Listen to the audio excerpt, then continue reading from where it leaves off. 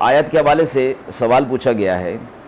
کہ کفار اور مشرکین قیامت کے دن دوبارہ زندہ ہونے کا انکار کیوں کیا کرتے تھے؟ کفار اور مشرکین کی طرف سے قیامت کے انکار کا سب سے بڑا سبب یہ تھا کہ وہ کہتے تھے کہ انسان مر کر مٹی میں مل جائے اور مٹی میں اس کے ذرات منتشر ہو جائیں اور جو سارے جہان کے اندر پھیلے ہوئے ہوں تو ان ذرات کو جمع کرنا، پھر ہر ایک انسان کے ذرات کو الگ کر کے اس کو الگ شکل دینا، یہ کیسے ممکن ہے؟ اور اس کو ناممکن سمجھنا اسی پر تھا کہ انہوں نے اپنے علم اور اپنی قدرت کو اللہ کی قدرت پر قیاس کر لیا تھا کہ جس طرح ہم اس چیز کو نہیں کر سکتے اللہ بھی ایسا نہیں کر سکتا۔ نعوذ باللہ۔ جواب میں فرمایا گیا اللہ تبارک و تعالی عالم الغیب،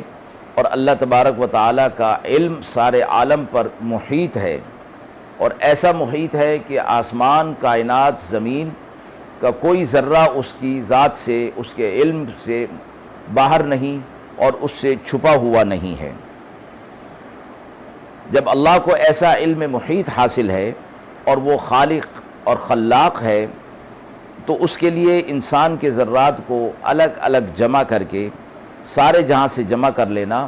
اور اس سے اجسام کو دوبارہ مرکب دے کر ان کو زندگی دے دینا، مجسم کر دینا، اس کے لیے کیا مشکل ہو سکتا ہے؟ وآخر دعوانا ان الحمد للہ رب العالمین۔